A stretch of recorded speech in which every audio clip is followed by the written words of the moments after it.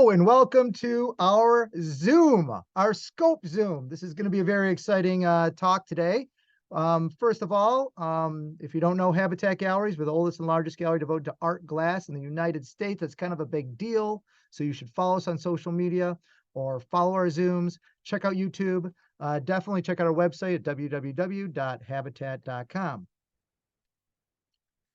We have a very exciting exhibition going on downstairs. Celebrate the power of beauty of womanhood with Susan Taylor Glasgow. It's open. Let's fall in love. I think Regina picked out that title. I love that title because literally when you walk in the place, the first thing you think of is love. Everywhere, everywhere, from the chandeliers to the teapots. She's really done an incredible job. I was looking at this picture earlier and I was thinking about this show that Hank Murda Adams had at the David Klein Gallery in 1987.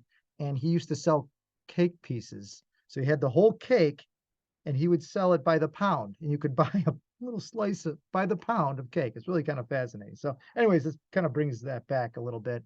And if you don't know who Hank Murda Adams is, you should probably get off this Zoom. I'm kidding. So the next consign your collection with Habitat Galleries. If you're interested in selling, you're interested in donating, we can help you out through the whole process. We have a number of museums that collect, that are very excited and interested about studio glass and art glass. We've placed a lot of great pieces and a lot of wonderful collections. I'm looking at that crown piece by Harvey Littleton. Every time I visit that collector's house, I fall in love. And I know this head very well, created in 1958 by Stanislav Lebinsky and Yaroslava Brechtova. It was a collaboration. They used to give those away, believe it or not. There's gifts. They weren't really things that they were selling. They would sell large scale pieces, but they used to give these as gifts. So they're very rare when you find them. This one's called Halaba 1. So anyhow, moving on. Masterworks, this is the 37th Masterworks auction is now open, so you can go online and bid. You can bid on through live auctioneers, or you can go to our website, again, www.habatat. Go to the top line, click on that line, and look at the auction. We're going to do auctions from now on every month, either monthly or bi-monthly, so 2 times a month or per month. And they're going to be hosted completely online, and they move very quick. So put your bids in if you're interested. You get a better rate right now in terms of the buyer's premium if you do it through our site rather than going on live auctioneers. Why? Because live auctioneers takes a percentage. So bid today.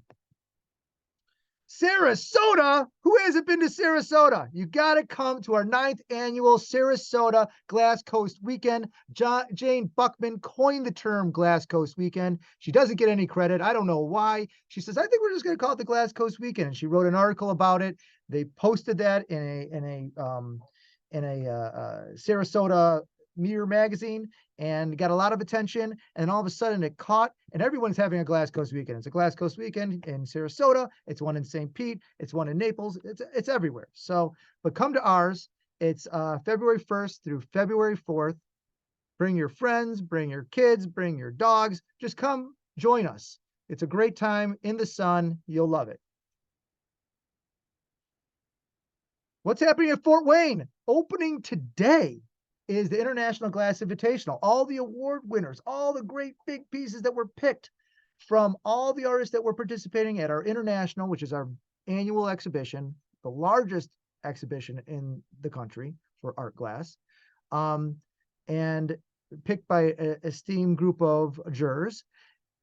Certain pieces were selected, and now they are for exhibit at the Fort Wayne Museum in Indiana. Charles is doing such an amazing job with that museum. I highly suggest you fly to Indiana, visit that museum, because it's worth the trip.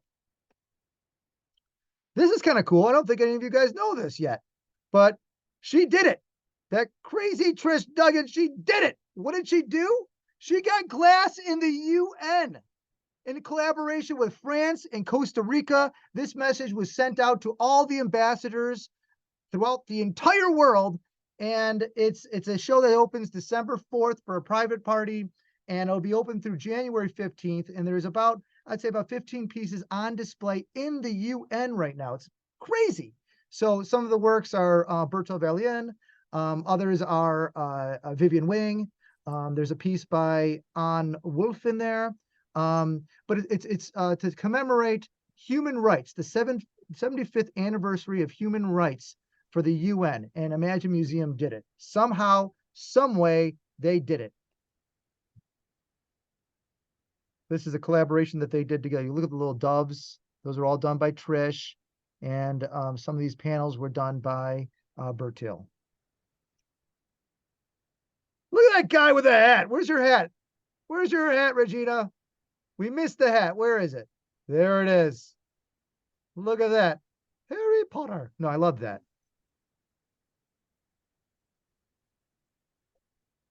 You can't, nobody can hear you. But that's okay. I can hear you. I can hear you. Aaron has to get Mr. Glass redone here because his hat was sadly smushed last Sarasota art show when we were getting all of our stuff together, and a box fell on it and completely smushed it. So, but it's okay. We got a new one, and he's gonna get Mr. Glass on it. He looks great there. So you can replay and watch this on YouTube if you can't see the whole thing. Okay, so what is this? Habatat-Zoom scope. That's right. Tomorrow morning, 5 in the morning, I'm flying over to Miami. Get out of this weather and see the beautiful beach. Spend most of the time inside this incredible tent. Scope. What is Scope? Scope is one of the largest exhibitions in the world for contemporary art. It's the 3rd largest one in Miami. There's Basel, there's Art Miami, and then there's Scope.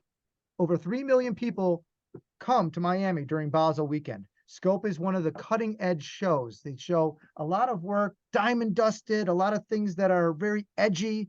It's kind of like, you know, it's very interesting. When I applied, you know, they told me who I could pick. So they vet you. They don't care who you are. We've been in business for 53 years. We've done hundreds of shows. And no, they said, listen, we're going to tell you who we want, because they want it edgy. They want it interesting. They want it new. They want it fresh. They don't want the same thing they had last year. They don't want the same thing they had 10 years ago. They want to see something new, and they want to expose those artists to the world. So it makes the show very unique. You might see the same thing at Context and the same thing at Art Miami. And oh my God, another Du Buffet. But here, it's completely different. It's completely fresh. So it's on the beach. You get all types of people. You could be wearing your bikini, or you could be coming in a tuxedo. I mean, I'm telling you, it is crazy. And the line out the door is nuts. I mean, like, and it's 110 degrees. So you want to get in there because it's air conditioned, not just to see the artwork, but it's really kind of a people watching place as well, because people literally fly in from all over the world for this fair. It's not like one of these local sofa fairs where it's like primarily Chicago. That's not what you find here. You find people from all over the world, people that are interested in what we're interested in, art. And so I'm very honored to be part of this show. We've been doing it on and off for about 10 years. And this year is going to be extremely exciting because I'm bringing artists that I have not brought to the show yet before, and work that I have not really seen yet before. So let's dive a little bit into it. Artists that I am showing in our booth at Scope.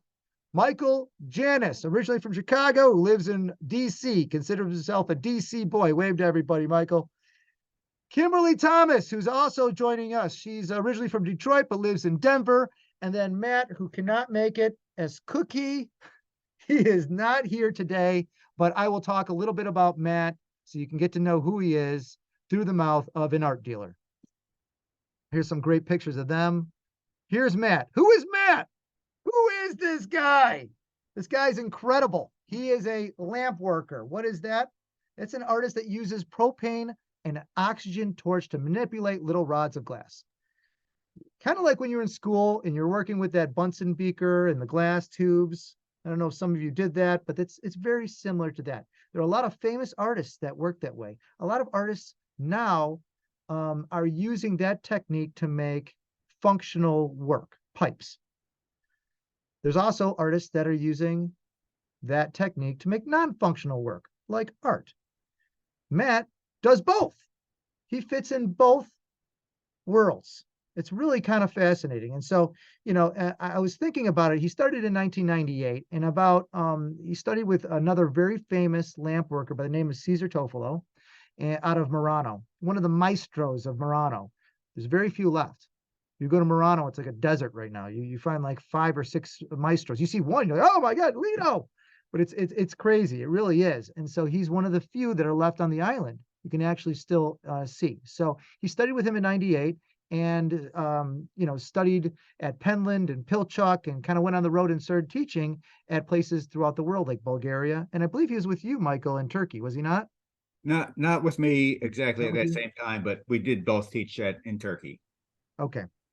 But he's got work all over. So now what's very interesting that I was, kind of thinking about as I was reading his bio and as I remembered in SOFA Chicago, Karen Echt, who was our partner at Habitat Chicago, opened her own gallery, the Echt Gallery. But before she was still Habitat, and she was running the gallery, and she had a show of Eskuche, and I believe it was like 2002. And the Philadelphia Art Museum picked up a really beautiful trash can display of his work, body of his work.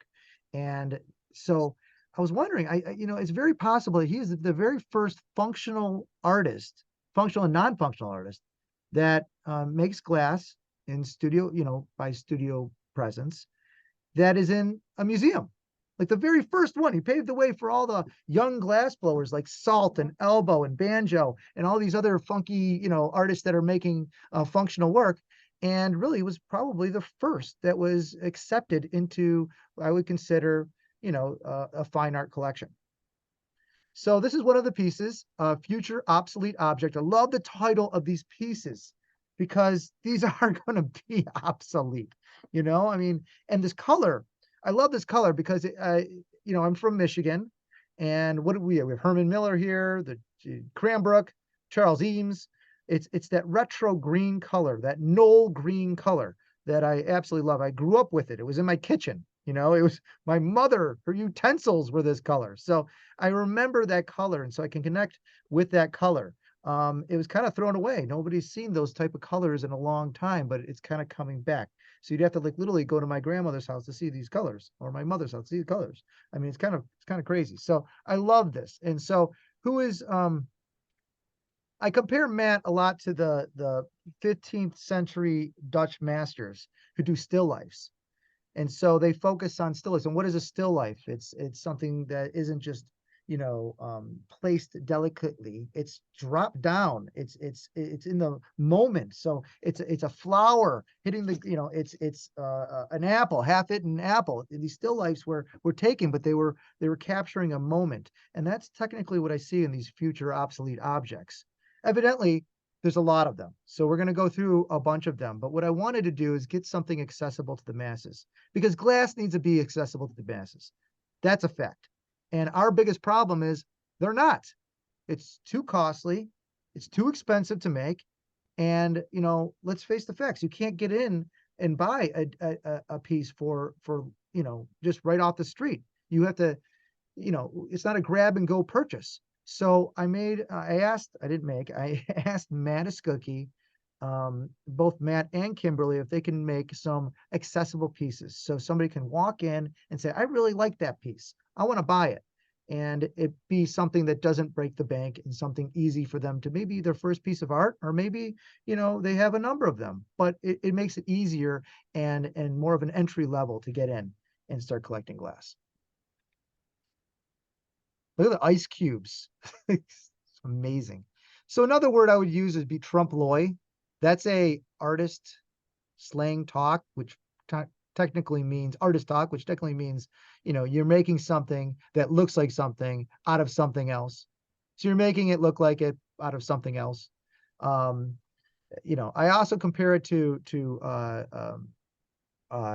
realism, hyper-realism, because that's another word. So realism is interesting. Yeah, It's a coined by Louis Mizell, who's a famous art dealer. Steve Lynn, are you there? yes. Yeah, Steve Lynn was represented by Louis Mizell plucked Steve Lynn out of a gallery in New York, and he represented him for a number of years. They became really good friends, but he's a famous art dealer, and he primarily In the 70s, he was focusing on Keith Haring and all these young, and then he got into this niche Not of Keith Haring. hyperrealism. Use photorealism. Yeah, photorealism. He said he was friends with Keith Haring. That's what he told me. Right. He So, was friends, but he never represented him. So he got into the hyperrealism, photorealism, right? Right. And so it's interesting. I heard a whole talk with him, and he didn't show one photo. He got up there. It was a slide presentation and not one photo. And he said, I'm not going to show you a photo of a painting that looks like a photo. It's ridiculous. So I mean, just a brilliant guy. I'm kind of jealous, Steve, that you worked with him and that you've known him and you had to develop this amazing I had relationship. 7 one-man shows with him in New York. 1-man shows. It's crazy. So again, I showed glass. I showed glass. I showed glass. I showed glass with Louis Mizell. That's amazing. That's amazing. So why is that important? That's important because, Steve, one of these artists that paved the way for a lot of the artists to be working with the material today. And, Matt is one of these artists. And so, we're talking about hyperrealism and inspirations.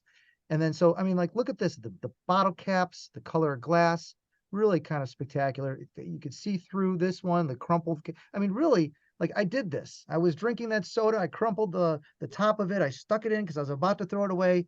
And he captured that moment, So part of what Matt likes to do is just kind of like drop, even though every piece has its place, it's more about the dialogue between the objects than the objects themselves. So a straw is just a straw, but take a straw, you put it into a bottle, and you take that bottle and you put it next to another bottle, it becomes a dialogue.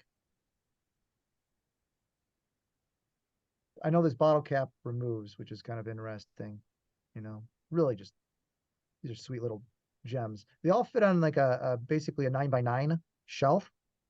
And, again, it's a Sprite bottle. I know that my kids drink Sprite. I shouldn't let them, but they do. I can't, some things you just can't help, Look at this burnt orange. So we would go back to those Knoll colors, like this green, and then this burnt orange. And so like, I look at that and I can connect with it because it was of my family, my parents' era, and definitely, like I said, in Michigan, heavily used in design.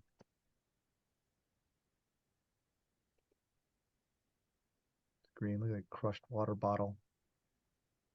Just amazing. So, again, flame working, lamp working, some of the famous artists that have worked this way is Paul Stankard. If you're familiar with Brent Key Young, his work, Lucio Babacco, one of the world's famous. Look at this. Look at this wine. My wife would like the wine. I don't know. The chain smoking. I don't know. I think that's a little excessive, but very, very very cool piece. I think it's kind of very French, right? I think of wine. I think of people smoking. I don't know why. I don't know. This is the movies. I think it's the movies. I'm in Paris and I'm finishing a bottle of wine. I don't know. Feels very glamorous to me.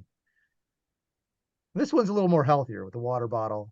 Slurpee doesn't make it healthy, but either way, I think it's a really beautiful composition. He literally, when he makes the work, he makes it thinking about the next piece and how he's going to connect them all. It's not like he's just making work. That's not what he does. He really thinks of what he's going to do before he makes it, which a lot of artists do that. In fact, I'll tell you, the one thing that Howard Bentray learned from his trip in 1979 to the Lubinskis in Prague, they couldn't show them, he couldn't see the glass. They wouldn't allow him to see the glass. I don't know why. This is under communist rule, but he could see the drawings. And they taught him in 1979, listen, you make a drawing, you have an idea, and you stick with that idea. You do not deviate from your plan at all. And I always thought that kind of interesting as a dealer, saying, wow, some of these artists don't have a plan at all. They just make, he has a plan. You can clearly see the bottle was creased specifically to fit another creased bottle on the inside to create this wonderful family. I think that's a Gatorade. It's another one that my kids love. Actually, this is a new one. I forgot the name of it. It's like this. It's like a new energy drink that. No, it's Power. It's been around for a while. This one's like the new one that all the kids go crazy over. I'll come up with it, but I'll tell you right now, it can't be healthy. I mean, they dump so much crap and sugar in this stuff. Anyways, let's go back to the artwork. Very beautiful composition by Matt. So, here's a video. I'm not going to play the whole thing because it's like 4 hours long, but I am going to drag it all the way up to about 20 minutes here. And we're just going to watch a couple seconds, and I'm going to tell you a little bit about a Venetian process called incolmo. Incolmo is where, how do I mute this? I know there's a mute. Oh, don't tell me. It's on mute. It's on mute. Okay, great. So incolmo is a Venetian technique of bringing two hot pieces of glass together. Okay, and you got to do that very, very carefully. And that was brought into the United States because most glass blowers didn't know what the hell they were doing, by an artist by the name of Lino Tagliapietro. Dale Chihuly gets a lot of credit for bringing him over. It was actually Benjamin Moore, but and it was his Frank came over before that in 78. But okay, so 79, Lino comes over, teaches his Venetian techniques, and at the end of a blowpipe. This is Matt doing that incolmo, but he's doing it with rods of glass. So he's doing it with a different type of glass, and he's using this torch to do it. And you can watch him. He's got to heat up both. Some artists that still do incolmo, John Kiley, that's why he gets those different colors in his pieces. I mentioned Stephen Powell at one point, where he does his wrap and he's able to connect the pieces together to get various colors. But you'll see him. He brings these two hot pieces. Look at that little flip. I love that. That's like, I think he's showing off a little bit. I don't know. So you're slowly bringing it together, and you got to kind of spin them together at the same time. And the really amazing, I would say, masters of the technique are able to really get very fine, clean lines between the differentiation of color and texture. So it's a really great example. We're not going to watch the whole thing, but if you ever do, it's on YouTube. Just type in glass trash, Matt Eskuche. Okay, pause that. So here's some incolmo pieces. Okay, and again, so now the price goes up considerably because it takes more time. They're much more difficult to make. You'll see that he's blended colors, so he's got that Knoll green, mixed with this little thin line of white, and then coming to this translucency, this lime translucency. And look at that white can, really beautiful. You're gonna see a number of these. Look at that, the bottle cap, the straws are incolmo. Again, takes some more time, but as a glass artist, he's always exploring the material. We talked earlier, Michael and I, about Beth Littman, because she's a very similar style in terms of compositions in her relation to 15th century Danish painters. And so I said that these are what I would consider modern still lifes. When we look at these are modern. This is our day today. This is not 400, 500 years ago. This is today. What are we doing? We're drinking water bottles. Everyone's got a water bottle. So this is like today's still life, which I think is really amazing. Giorgio Morandi did the bottle still lives also, but in a much more painterly fashion. Didn't you have a Morandi piece at the gallery? I do. I did. You do, don't you? No. Yeah. No, did. Did. Even cooler. I wouldn't even know who Morandi was if it wasn't for Steve Lynn. I'm telling you right now. I mean, I meet so many artists, that I'm not familiar with, because Steve pays homage to them, whether it's musicians or artists or dance music. I mean, it's really kind of incredible. So again, incolmo, the bottle. I love this one. Look at the little lime squeeze, the white pistachios. I love that. So this is a larger piece. It says 21 inches. This is about $8,500 to give you an idea of price, but it's 21 inches wide, and you can see. So basically, it's because it's incolmo. The smaller pieces are under $1,200, so they're more accessible. But this is really a wonderful, wonderful assemblage. Look at this with the crush can. Another one. God, there's a number of these. I'm excited. I haven't seen any of them at all. These are all like inventory shots, by the way. That's why they're not that good.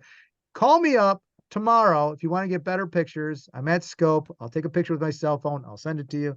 But I haven't really seen these in person. It's the first time Regina put the slide show together. Slide show? No, I don't think that's the right. There's no slides anymore. She put this PowerPoint together. Thank you. Yeah, yeah. The carousel. It fell over. No, I'm kidding. So nobody knows what that means. So anyhow, um, yeah. So I haven't seen this. The first time I've seen a lot of these images, um, which I think is really amazing. The pill bottle. Look at the little what do you call that? That's a little sword going through an olive, and then look at the lines. I mean, just incredible. Really It has a incredible. certain surreal quality to it and almost like a pop culture reference too, because it's all contemporary objects that you kind of dismiss and then you're looking at it in a different way, in a translucent way or opaque color way. So it's very, very high-end concept to exploring something that you consider mundane. It's very It's interesting. yeah, I like that you said that, and when I see like Brenke Young's work, he does a very similar thing. He'll take a paper bag and make it out of lampwork glass, something that's very mundane, but you set time and you can analyze it and explore it. And what is the purpose of the bag? Why the bag? Why do we have bags? It's almost like paying an homage to it in a way as well. So, Michael, thank you for saying that. Um, Okay. So Kimberly, look at this picture. Kimberly is with us today. We're going to talk a little bit about her work. Kimberly, tell us just a little bit about you as an artist, your inspiration, your passions, your love, why you do this, why you give this to the world. Um, hello, thank you for joining us today. I am Kimberly Thomas. I guess about my artwork, my inspiration is kind of the world around us, and I travel a lot, I move a lot.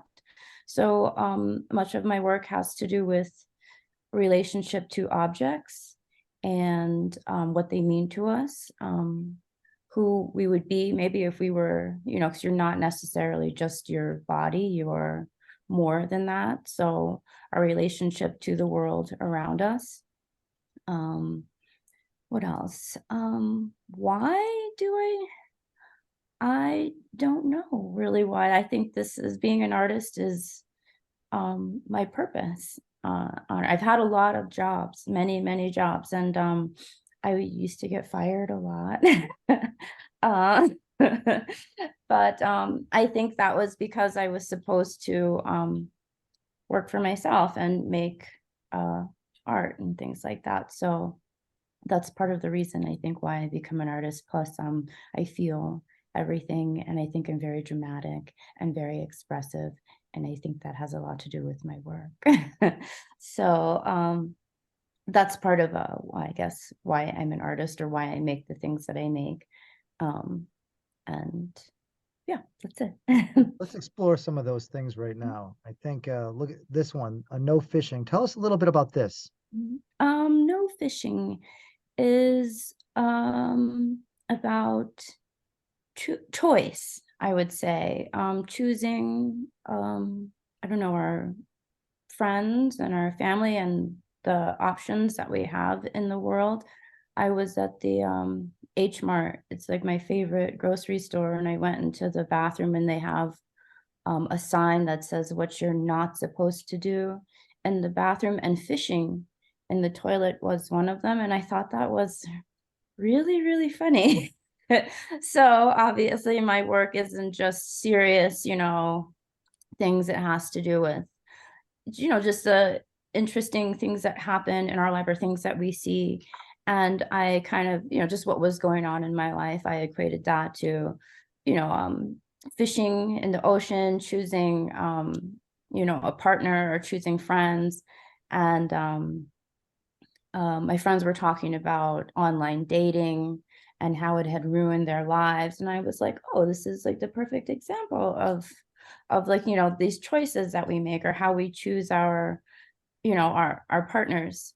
And so I have this thing about above and below, and what you show to the world, and then what you hide, and then just what our ulterior motives are, or just what's underneath. So this is part of like a sub category of works. These are called short stories.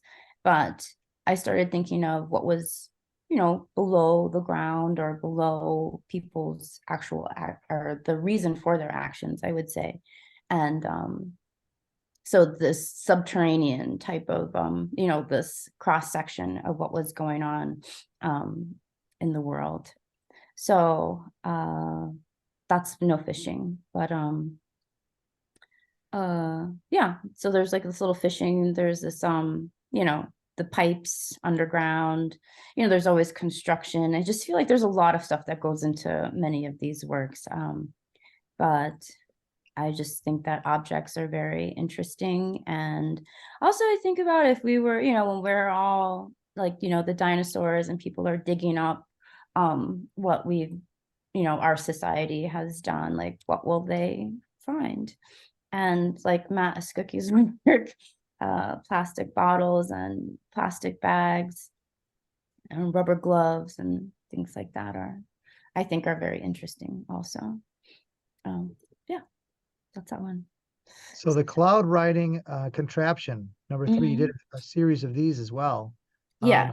Tell us a little bit about this. This is from a series of work called The Escape. I have a couple of different series that I'm working on, and all of my work is narrative. And so the short stories, like No Fishing, that has to do with our earthly experiences, and The Escape has to do with more ethereal or spiritual experiences. So this series is about escaping planet Earth and moving through different dimensions and time. And you take all of the stuff that you find on Earth and you can build yourself a machine and fly to these different portals, or go into outer space, or just travel and look for other portals. It's a whole adventure story, like a visual, I don't know, dialogue or narrative of these adventures, going to different dimensions and finding your way to another dimension or timeline, I guess. So this is a cloud writing contraption. It's an invention that I came up with. I have a couple of inventions. I also consider myself an inventor.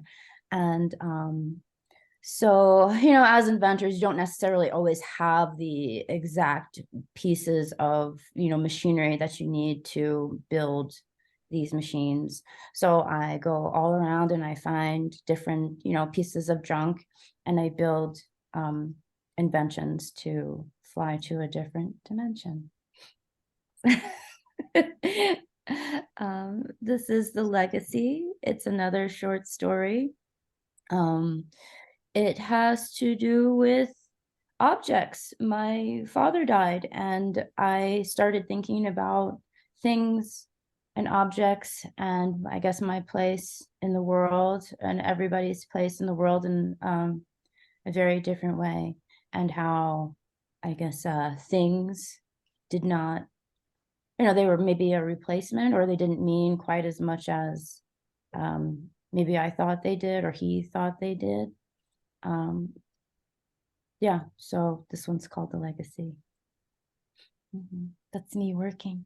This is at Michigan Glass Project too. That's one of my favorite events. I used to live in Detroit in Michigan. I just moved. Actually, I'm going to move again. I move all the time. So where are you going? You just got to Denver like a month ago. No. It was about a year ago, I guess. But I think that's part of what my work is about.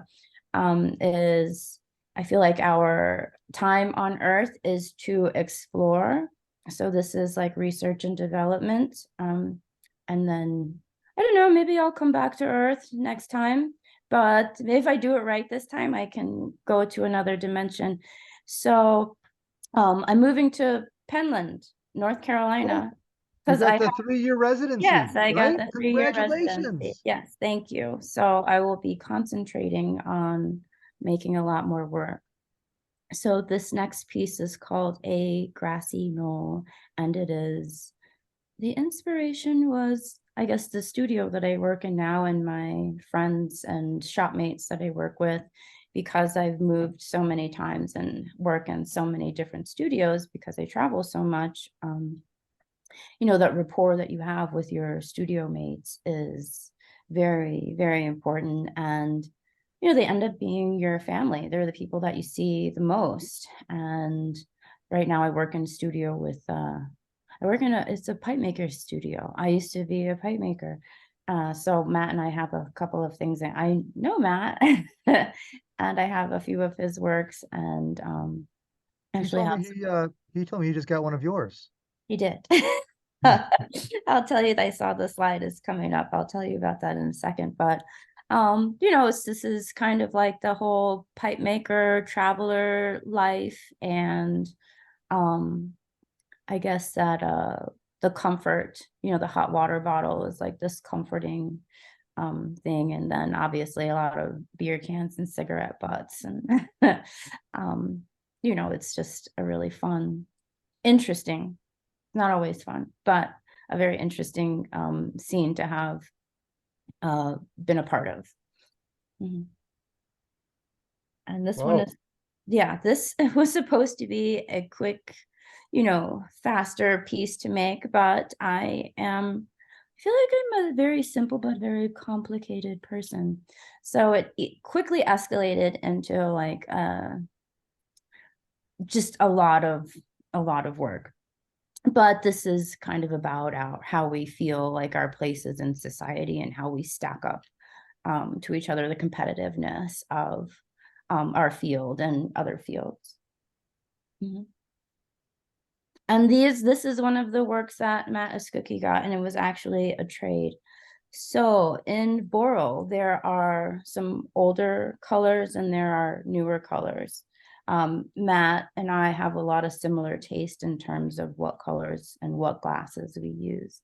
So I was in Pittsburgh. I was doing a residency with Crafting the Future, and I need this green exotic powder. I know Matt has it. I know he's got one from like 1996. So it's going to be the exactly what I want. The pigment is different. I feel like they change the formulas as, you know, time goes on. I want the old one because it's like the strongest, most pigmented color, and it'll strike the way I want it to. So obviously I make a lot of like things that look dirty. So I need this color. I need it. We could have a party at Matt's house, and I was like, listen, I need this stuff. And he's like, oh, I don't know. And I was like, you have to give it to me. So he gave me, he and Theo, his shopmate, which I've known Theo for a very long time. I knew him from college. So kind of like 20 something years. Anyway, they give me the stuff I need. And I was like, well, we can trade or I'll pay. And they're like, let's just trade. Well, do you have any idea how much I needed this powder, this green exotic powder? Well, I have to make the trade worth it because it's like very valuable to me. So I made these are portraits. If you were a pile of junk, what objects would we be? Okay. So all of these objects that I make kind of have this you know, have a meaning. So like slippers. My mother is always giving us slippers. We have to take our shoes off before we come in and put on slippers. Usually like Asian families always have, you take your shoes off and everything. So there's like this nurturing, you know, and like warmth to slippers. And then like bottles of urine, they're everywhere. Like I look on the ground to see, you know, it's like kind of like taking the piss out of them, you know, like these you know, different sayings are associated with these objects. And then, you know, music, which is comforting and everything. So sometimes these are portraits of a situation or a person. Anyway, when I made Matt and Theo, and Matt was a broken bucket and a broken flip-flop, because at this party we were making brick oven pizzas and Matt is chopping wood and he has no shoes on and he already has like this bruised toe, and I was just waiting for a big toe to come flying off as he's chopping this wood. So obviously I pay attention to a lot of the things that are going on around me and the kind of idiosyncratic or the strange things that people do. and then I make them into these objects, little piles. And I love piles of trash, and I think they're beautiful. You know, on the highway, when you drive past a junkyard, there's this car lot that I drive past every day, but there's a fence, and I'm like driving and trying to look through the fence at it. So I think objects and humans have these relationships, and I like to make them out of glass. We had a question. Mhm. Kimberly, you have an Yes. amazing imagination. What fostered and helped you develop it over the years? From Howard Cohen. I think part of that is, thank you for asking, is intuition and being a very sensitive kind of person. So I used to get in trouble when I was young for daydreaming. And so I feel like as an artist, or as a very creative person, we spend a lot of our time thinking and wondering and kind of investigating stuff that goes on around us. So being sensitive to the world around me. And yeah, I think that, I don't know, I think I was like really bored when I was in school, and that's why I was daydreaming all the time. And so I didn't stop doing that. I've continued to live my life in, I guess, in the clouds. It's part of my work, and kind of feeling, you know, traveling a lot. You know, you have time to think, and like road trips and things like that, and look at the sky and look at the ground and understand, or experience all the things that go on around us. And like I said, this is like research and development. You have to experience the world. And I think maybe I see the world in a sort of different way. So I think that's it. Thank you. Now I'm going to play a little video, I think. Well, not a little. We're just going to fast forward. I just want to show them you kind of like working and doing your thing here. Oh, we'll go a little further. Yeah. I talk a lot in my demos.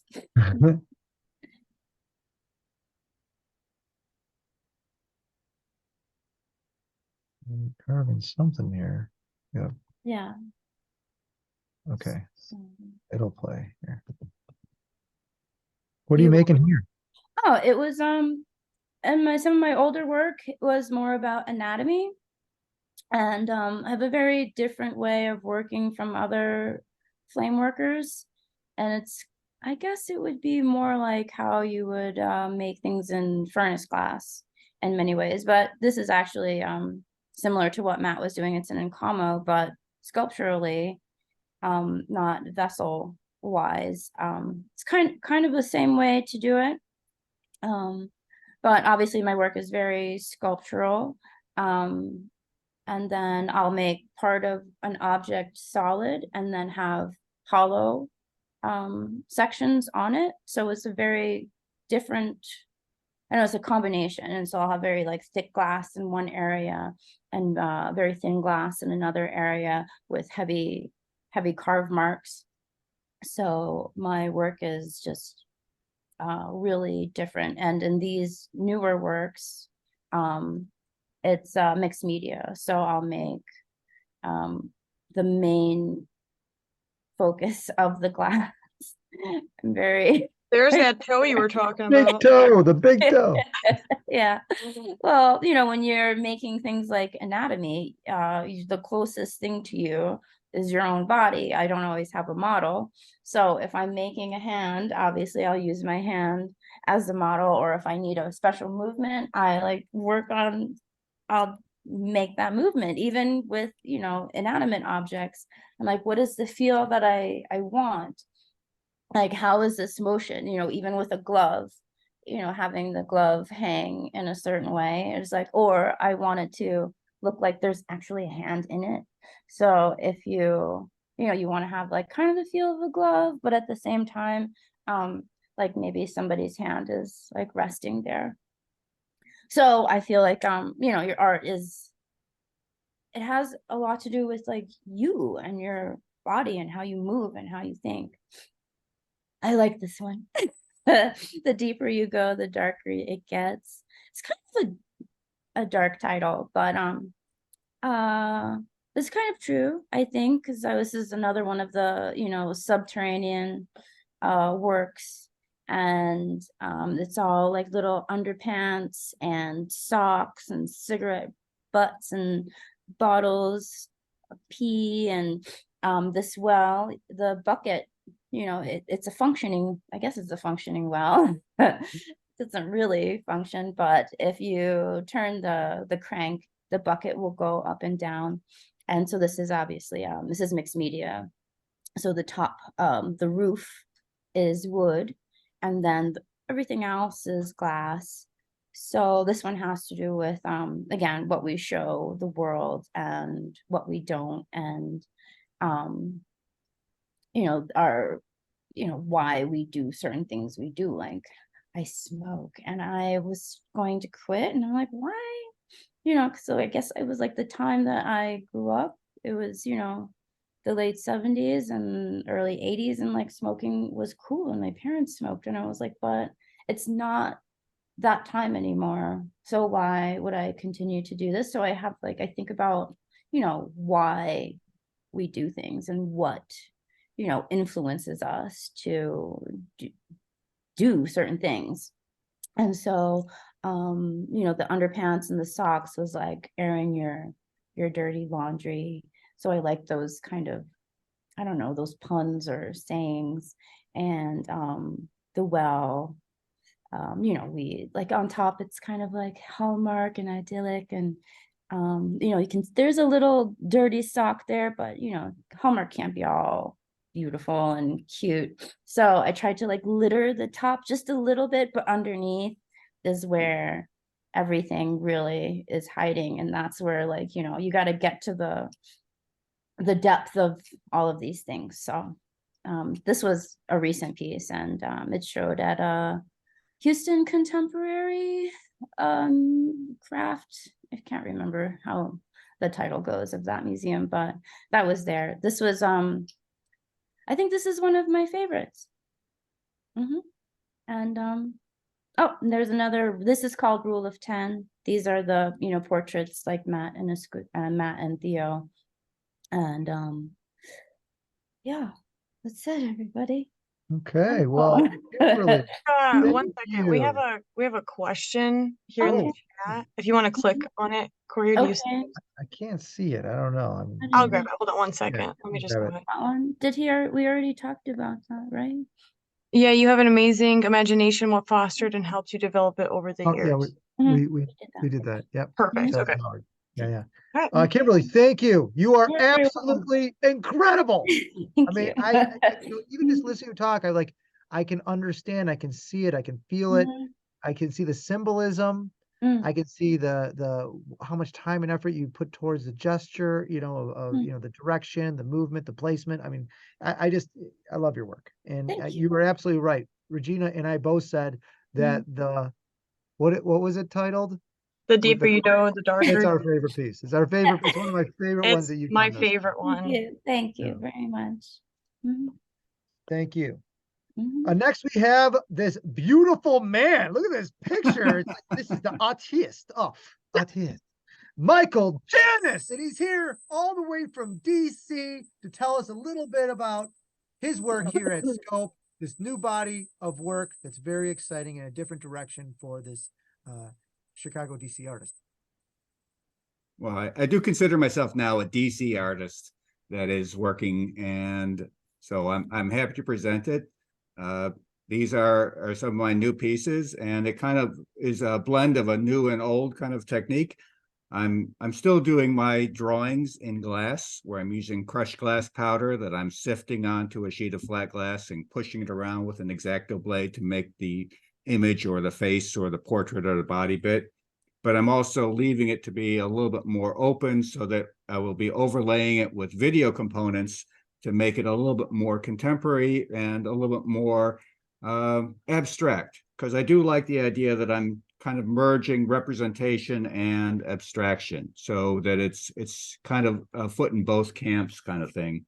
And I think it just kind of gives a lot more of a sense of movement, certainly, and a sense of something that's more open to you. When you start seeing movement within the piece that's actual literal movement, not implied, it kind of draws you in. And I like the idea that that gives you a different way of interpreting the piece. And it kind of, the way that I'm working with these faces, I like being able to touch on concepts of gender, identity, and kind of, in a sense, the way that the gaze kind of attracts you about intimacy and also about power and who controls. And so that's kind of the feelings that I'm trying to kind of go through these new works. I started with a piece that was shown at the last Sarasota, the how we live like water. This is a piece that's there, and I had just an exploratory piece where I had the face and then I had the image of smoke going through, but it gave a very fluid feeling to the piece. And this is a little bit more abstract, and I wanted to go with color and a vibrancy within the piece. And I think later on you do have a video of how the pieces are in motion, so you can see it. These are static pictures of what's going through the videos at the time, so it's always changing in the image. And that way also the piece is always a different piece. Whenever you look at it, it's going to be at a different point in the video. So I like that kind of sense that there's a time-based component to the artwork. So this is how that piece is going through that thing. And it's a video one. Now, the model for this one is actually my niece in New York, and she works with homeless people as in psychology. And I kind of like the idea that this is kind of giving a glimpse into what goes on behind a person's mind, that it is going always through. So it does play in a continuous loop. So it always is going through. So it does not ever actually end. It's just kind of always flowing through that piece. And I think it just, Michael, it's awesome. It is totally the eyes, the mouth, the move, it's like alive. It's totally alive. I mean, I think that when I was starting the series and saying I want to go in a different direction, and this is the first piece of that series, I said, okay, I think I can make this one work, because, whenever you start as an artist works in a new series, you kind of are saying, is this where I should go? Because it is a break. And I hate talking about commercial aspects of how does it sell. But if I feel engaged by it, then I want to go with it and say, I don't care if it's, a break from where I was. I think it's something I want to explore. And I think that as an artist, I'm able to do that and just say, okay, let's see where it goes. And I like the idea that I just could start exploring kind of different, I want to have almost a psychological portrait as when I'm working on these kind of faces kind of things. And I like the idea that I'm using glass, the transparency of it, the translucency of it, that's part of what that artwork is. So it gives a different kind of sense of depth to it because you're looking through it. And I like the idea that in my technique, I'm using grains of powder that I'm just kind of pushing it around. It's very contemplative. I'm very kind of changing expression by just moving a few grains of glass powder around. But I like the idea that I'm having a different kind of world with it of who we are and where we are in society. I like that it reflects our current times. And I also like the idea that I'm kind of taking a traditional material like glass and making it a lot more into new media by using videos as part of it.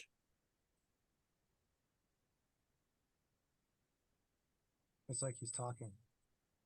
Yeah. Breathing. Oh, what happened? No, not yet. I'm still kind of. And so this loop that goes, it's not continuous right now. But, yeah. So how long does it typically, like how much does it change is the question. Like how long is the loop? Well, because it's on a continuous loop, I mean, how long is the base material before it repeats itself kind of thing? Yeah. Well, I was consciously choosing the abstraction of pieces so that it would always be never really saying where there's an end, that it, unlike that first piece that I did, you could tell because it flows to the bottom and then it starts and stops again. This one I wanted to always be moving. So in a sense, there is no end to it. It's probably about a minute and a half that is the actual video before it loops over itself. So it goes for a while that you have a lot of changes going through it. And it was more of like, how do I make it just kind of feel organic the way it moves? Here's me in the studio.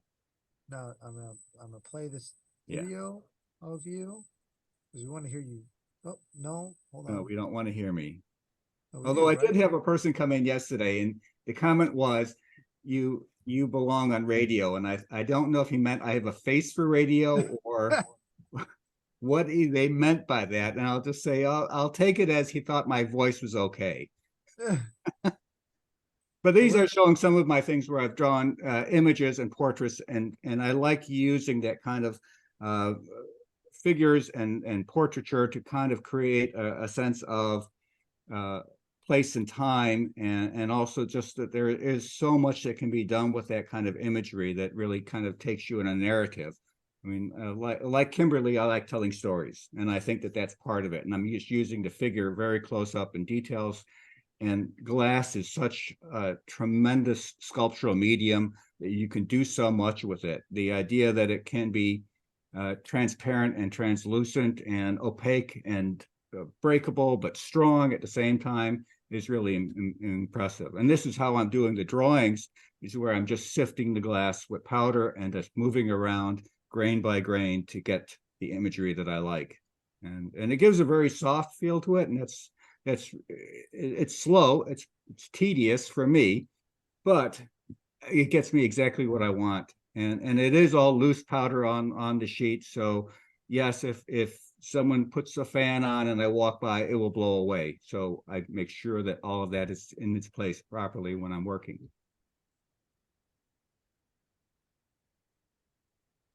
Michael, if I could ask a question, it's all freehand. I mean, do you have a photo you work based off of, or how do you go about that? I usually do certainly a gestural imagery, so I know what the placement is. And like when I'm doing it of a specific person, then I will have images all around me. Like I had many images of my niece around me to get that piece.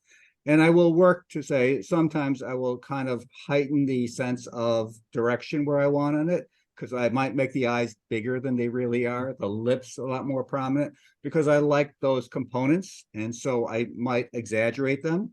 Someone had said it was like a Frankenstein thing, where I'm starting to put bigger eyes and bigger lips on a regular size head. And I'm saying, well, so what? You know, if that's what it takes to draw the viewer in, we are conditioned as people to look and connect by eyes and nose and mouth, that's what it's going to be. And I don't mind that I'm kind of playing fast and loose with it. It's a story that I'm telling. It's not that person that I'm putting in there. It's the concept, and I'm using them as a model. And I like the fact that I can abstract them and really have a sense of, you know, a different presence. And I think it kind of draws you in, because there's a certain kind of part of that's the way the world is now. We live everything in pieces, and they're all mashed up together. I mean, the way we perceive time and the news, everything is kind of all mashed up into one, where we kind of selectively go back and forth between this reality and another reality, and one belief that might be in conflict with another belief. And we kind of lived in a very mashed up and kind of disjointed times. So that's what these works are reflecting. Wow. It's really beautiful work, honestly. Do you have like a waiting list of who gets to be your model this time, or anyone in your family? Well, I do have my other niece lives in Miami, and she's an artist as well. And she often would come when I would be doing the shows in Art Miami. But she's actually thinking about moving away. So the other niece who lives in New York, I was just able to contact earlier. And a lot of times it's people in the studio. Whoever's around will be the people that I kind of draw on. I used to use my wife for all my subjects, like Kimberly was saying, who's the closest one for a model? Well, she would. I need to know exactly how the shadows of a hand would go. So I would take a picture of her, and I would say, I would change the face so it's not my wife. And they would be seeing all these nudes when I was doing a lot more nudes, and they're saying, so that's K, that's K. And then there was a male nude, and they're saying, and that's K too? And I said, well, there's things about her you just don't know, you know. But I just like that kind of thing where it was a relationship to the human figure, but I'm always going to be taking it and using it to my end and what I want it to be. Well, let me see. I don't know if anyone's talked about this, but oh, Magic Mike. Sorry, couldn't resist. That's what Howard Cohen said. Thanks, Howard. Here, Corey, I'm just gonna exit out. Sorry. All right, go ahead. All you. Well, this one is called Undercurrents, and I'm actually working on a companion piece or some more pieces because I want to have some new work for Sarasota because I want to be in that show as well. But I just like the softness to it, the way that it kind of always is modulating. I like the soothing quality to it, but it does have this, again, surreal quality.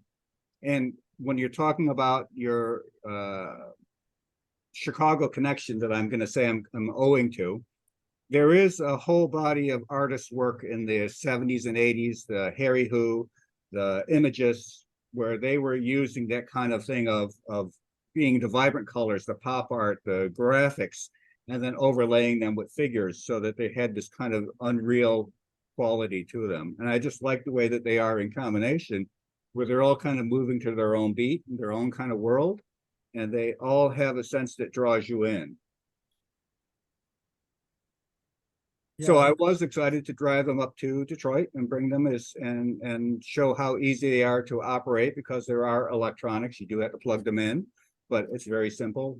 I set them up so they're on a timer so they could turn on and off at a certain time, and then you just say, let's go. They're absolutely incredible, and they each one of them is completely different. You're right. Like I feel very calming with one, and the other one is like, breathing and moving and motion. And I mean, just, you get these different feelings from each one of them. I actually like them all together too. It's almost like this triptych. And, they're all they're communicating different things at once. It's pretty wild, but I really love this direction, Michael. And I'm really honored to have you exhibit these pieces at Scope, as well as, be part of our Habitat family. Well, Scope is a really big deal show, and I think it's very accessible for visitors to see it. You will need to wear comfortable shoes because there's a lot of walking when you're doing the Art Miami shows.